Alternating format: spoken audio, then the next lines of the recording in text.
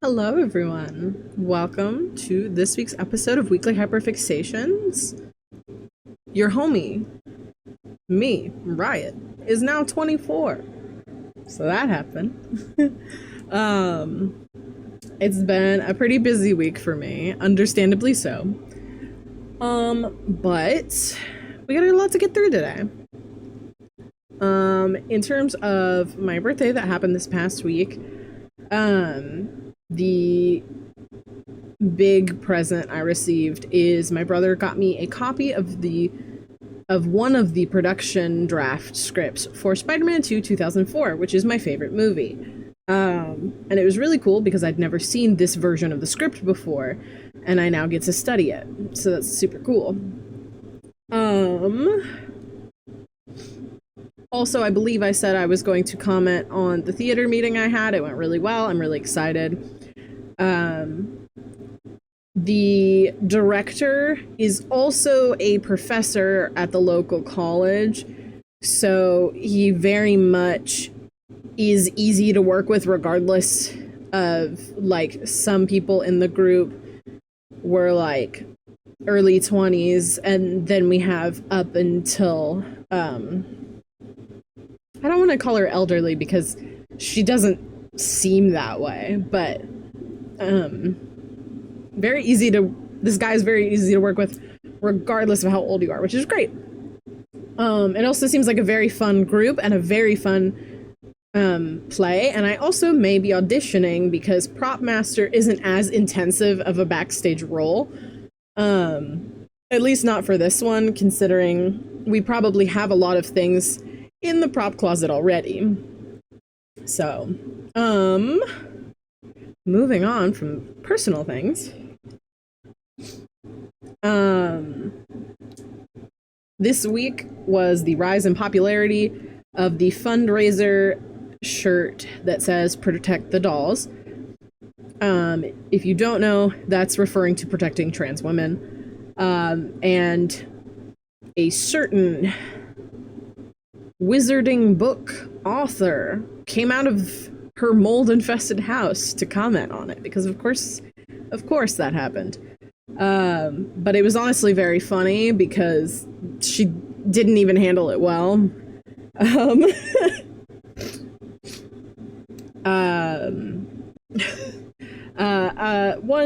One particularly political thing, the current president of the US tried to I don't know how he tried to posit, like, they're scared because the birth rate is going down in America, and he tried to posit a $5,000 maternity bonus, like paying you to give birth. But that's really funny because it actually costs about $20,000 to give birth in this country. So that bonus doesn't even cover the cost of having the child. So it's not a bonus in any sense of the word. That was really funny to me. And then Earth Day was also this past week.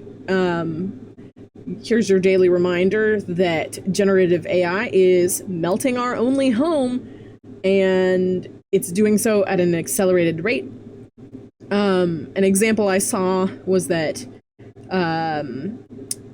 generative AI models such as ChatGPT use 10 times more water than a Google search, which is very alarming. Yeah, extremely alarming. Speedrunning planetary death, really. Anyways, moving on from the grim things.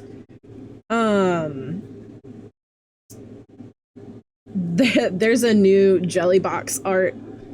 Jellybox is the artist that, for the Animation Guild strikes, has been drawing that little nerdy looking guy, and people have been joking about the yaoi from that several times over. There's a new art that from the same artist about being against AI. And it was like one of those meet cute situations. And they drew Hayao Miyazaki. I thought it was really funny. I will put that up for y'all because it needs to be seen. It's beautiful art. And it's just so cute. I've seen some more footage this week of from Doctor Who.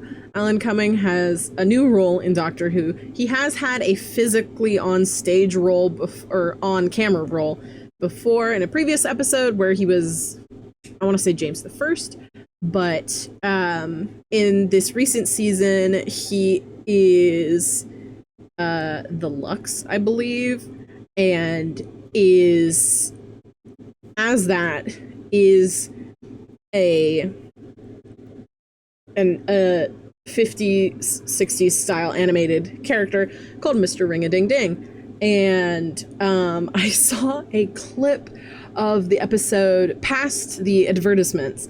I saw an actual clip of the episode, and he like starts swearing and talking about sex, and I'm like, what is happening? Because I didn't expect that, but it's really entertaining because it's like, well, how do you make a cartoon character a villain in a way that shocks you?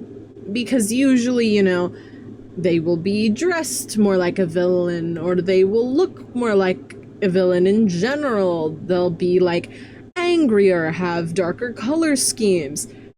So, but instead of doing any of that, they made him like really crass. I really like that. Also, they did a callback episode to a David Tennant episode, and I'm going crazy about that. It was about the Midnight episode, and because you know, this is what, Doctor 14 or 15, you know, he meets this entity, this creature, as the 10th Doctor, and re-meets it now. And it has evolved and gotten worse and gotten violent. And now your girl's gonna get back into Doctor Who because, oh my god! I'm very excited about it, if you couldn't tell. Also, we've gotten some new pictures of Oscar Isaac as Dr. Frankenstein. And let me tell you, the hoes gonna love this. I'm gonna send this to 20 of my friends. Because we are all on the same page with this one. Man, oh man, you know? I'm very excited about it. It's so... Listen, you hand me a disheveled scientist man who's a little insane, I go crazy. Literally Dr. Octopus. Literally Dr. Octopus. So when I see Dr. Frankenstein, or I see, I've completely lost the plot. And when I was trying to think of a different show villain who's assigned. I mean, I guess Eggman, a little. Not quite the same, though. But anyway. Love me a little deranged scientist man. A little pathetic. Woo! Woo! Anyway.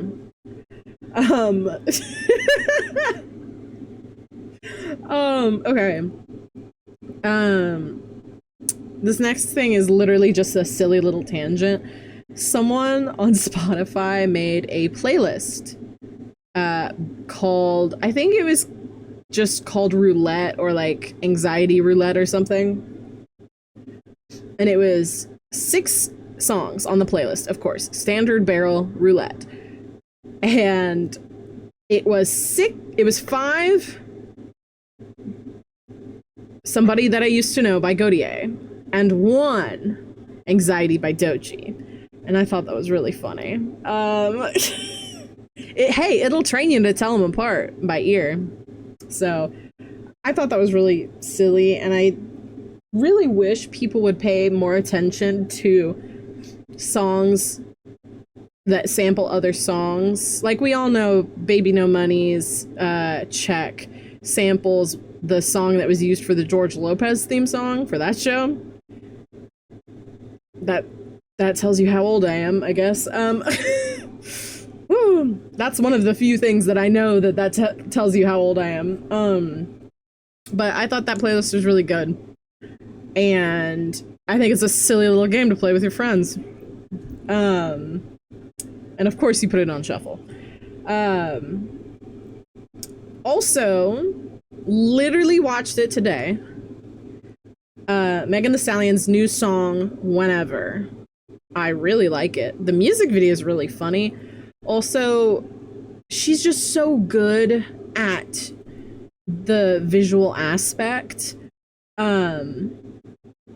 She's got a lot of different outfits in this one. There's one where she's in a tank and as if she's like a fish or something, and it's really beautiful. And then there's more of like a cowboy type outfit. And then there's one where she's dressed like she's the center of a clock. It's just so cool. There's one where she's on a chess piece and it's in a fisheye lens. I really like that part because I'm a really big fan of the distortion that happens with a fisheye lens. I'm a big fan of taking pictures in 0.5 for the same exact reason. So, oh my god, I just speed ran all of my notes. What else is there? I got my nails. Oh, hold on. It's a little hard to tell, but I got nails it was a little treat yourself for my birthday. They're really cute. I wanted to get a color that I wasn't really super used to. I'm not big on light. Oh, Jesus. I'm so white I'm reflecting. These two are probably... Oh my god. Can I, like, darken up the shot by doing this? A little. Woo! Okay, never mind. We're gonna stop trying because, I'll put pictures of my nails up on my socials, but, they were a little treat yourself for my birthday, and, a friend actually pointed out to me the middle fingers have little snakes on them, and, there's a coffee stain on one of the snakes. There we go. And a friend pointed out to me, oh, it's the year of the snake. So that, like, in terms of Chinese New Year, Chinese zodiac, it's the year of the snake. So that's really cool. And I was like, oh my gosh, I didn't know that this year was year of the snake. I forgot. My birth year was also year of the snake. So that's a lot of nice little layering that happened there. Okay, we're gonna move on to the pyramid, which I'm actively changing.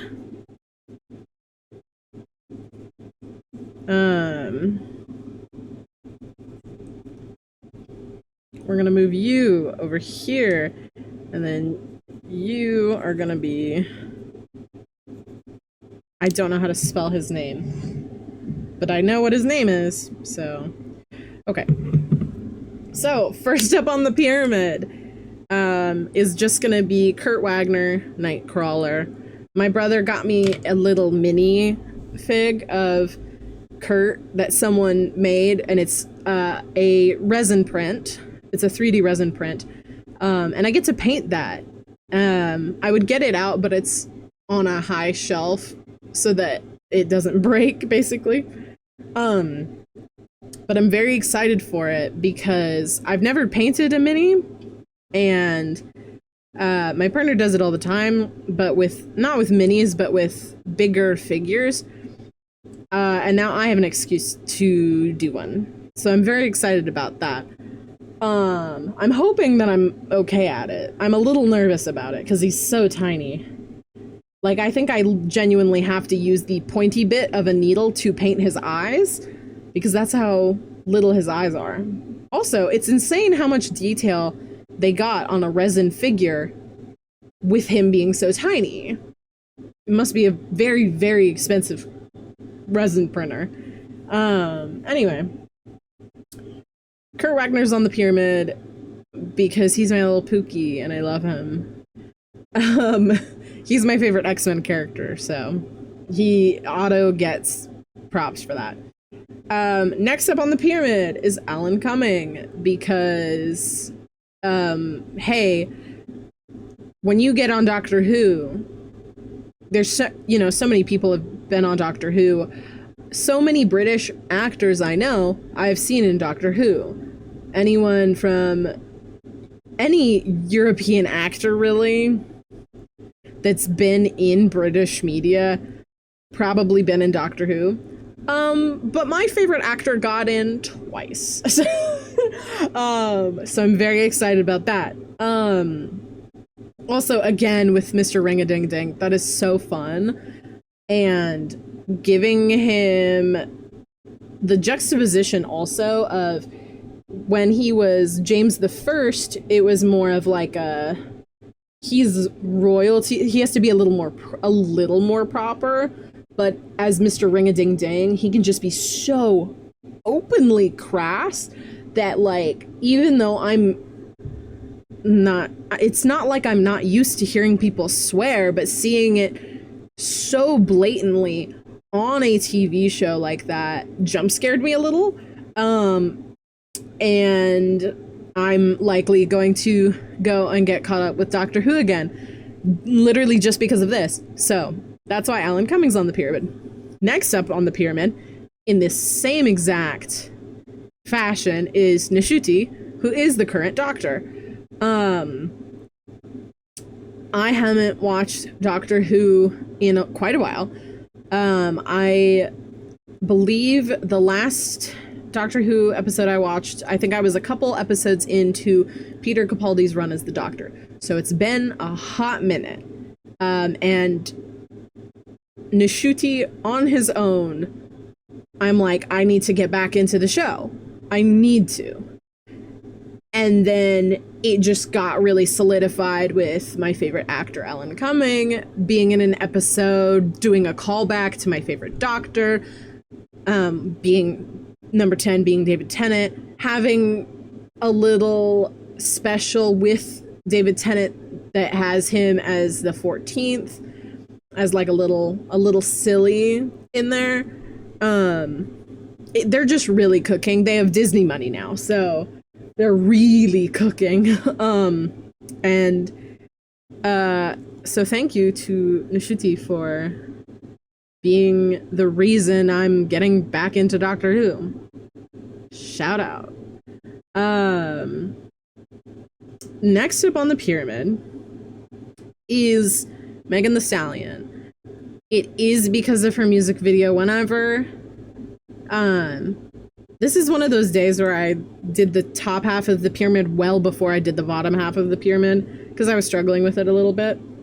But Megan Thee Stallion really just, whoever her creative director is, like, she chose her team so well, and that needs to be acknowledged.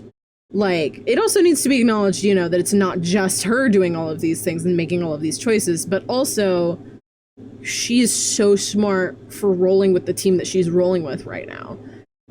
Also, she's beautiful, so. Next up on the pyramid, we have Florence Pugh. Thunderbolts press tours happening, releases happening, all that jazz. And it's, first of all, just seeing her taking pictures with, like, her family and the silly pictures where she's alone by her, like, it's just solo picture of her and she's like, I look like I'm here with no one. Which is delightful. Also, all of her outfits have been really pretty. I particularly like the light green dress that she wore, I believe, to the LA premiere. It's really pretty, and I really, really like it. Sorry, that was loud. But she's also here on the pyramid just because like, even outside of this press tour, I'm a big Florence Pugh enjoyer. Back in 2020, when she would go live on Instagram and just be baking, I really enjoyed that. You know, I've been aware of her in the cinematic sphere since Little Women 2019, and immediately I was just like, she seems like a very delightful person to be around. And just, I really love when a person carries whimsy in their heart so notably and so obviously, and she is no exception to that. She definitely carries a lot of whimsy in her heart, and it also provides a great contrast to her being Yelena in the Marvel Cinematic Universe, because Yelena can be, like, during fights and stuff, is way more serious, but also there's still that underlying tone of Florence Pugh's genuine whimsy, and I just love to see it. It's so good. Number 1 on the pyramid. Was he on the pyramid last week at all? Surprisingly not. I would have thought he would, considering I talked about The Last of Us last week. But up on the top of the pyramid this week is Pedro Pascal. He honestly hasn't been on the pyramid as much as he should be for how much I talk about him, like, in general. Because one of my very, very good friends is very into Pedro Pascal, because, I mean, he's a DILF, why wouldn't you be? But, yeah, it's just a little weird to me that I haven't put him on the pyramid in a hot minute, if at all. He's on the pyramid this week, not just because he wore a Protect the Dolls shirt to the Thunderbolts premiere in Europe, though that is extremely important because, hey, I love a good DILF. Even better if they want genuine equal rights for everyone. Thank you. Also, just, like, him being so lighthearted about everything that happened in The Last of Us, in the recent episodes of The Last of Us. And he's just, like, there was an interview with Florence Pugh and David Harbour, both in Thunderbolts, and they just talked about how delightful Pedro Pascal is to be around. And Florence Pugh even was like, you just instantly feel like he's your friend, which is just so sweet. And just knowing that, like, he's very kind to those around him is very comforting in today's age, especially when a lot of people assume that people in his age group aren't as good of people morally. So, always encouraging to see, really. I blasted through that. Hold on. Okay, sorry, I had to itch my eye. I think I had something in it. I surprisingly got through all of my notes really fast. I don't know how I did that, I'll be so real. This past week was so good because it was a great mix of me being able to have time by myself, which I don't often have, like, completely by myself time. But then also we did a bunch of fun things this weekend because my birthday was on Monday, and just, like, we went to a little rock show, as in, like, people selling and showing off, like, gems and minerals and stuff like that. Lapidary technique, that kind of thing. But then also that same day we had our first D&D session, and it went really well. even the person who I was most worried about that they wouldn't like it because they seemed like a more combat focused individual, they also really liked it, so that was huge. And our next session is in 2 weeks, and I gotta plan that. So, whimsical and fun. We may go back to the schedule where I film these on the weekend instead of on Tuesdays. So it may get a little wonk for a second, but we should be fine. It may mostly get wonky because of theater. But we shall see. I'm also gonna have to film some ahead of time. So that'll be interesting. But either way, I'll be so real with y'all. This is gonna be a short one. My apologies. Auditions for the play that I'm working on and also going to be auditioning for are in the middle of the month. More towards the end of the month, but basically in the middle. And so by then I'll know if I have more responsibilities than I did before. I'll be going to rehearsal pretty much every day for a hot minute. And then the show runs through until July. So, whimsical and fun. It'll be a lot for me, but I think it's okay. Literally after filming this, I'm gonna read the script. I have the script. Where is it? I moved it from where I had it. That's okay. But I'm gonna read through the script. It's the kind of script where we have printed copies of it, so I also get to highlight in it in like a more permanent fashion, which is nice. So yeah, I don't really know what else to yap about to y'all. It's a good time. Thank you so much for watching. Especially with how wonky some of these more recent episodes have been. I've been trying to shorten them because I used to talk for way too long. Like, if you go and look at episode 1, it's way shorter than episode, like, 10. And I want to so slowly teeter back to the length of episode it was at the beginning. So hopefully we're doing that. But either way, thank you all for watching.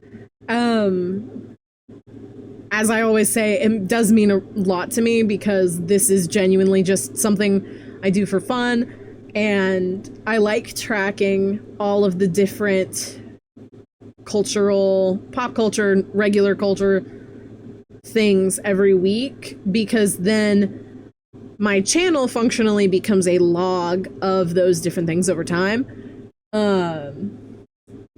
So I'm glad y'all are on this journey with me with that. So I hope that y'all have an excellent rest of your day, whether you're waking up or going to bed. And I'll see you next week. What would next week be? Okay, yeah. Next week everything should be pretty normal. So I'll see you then. Have a good one, y'all. And I'll see you next week. Bye, y'all.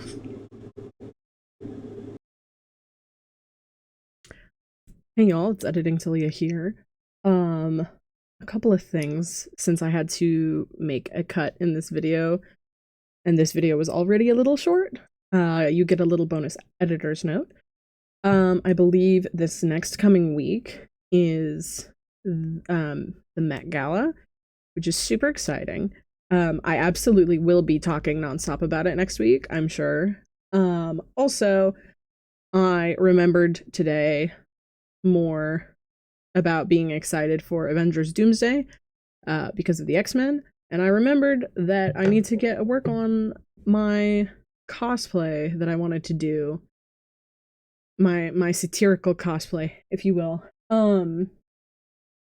But Yeah, also thank God.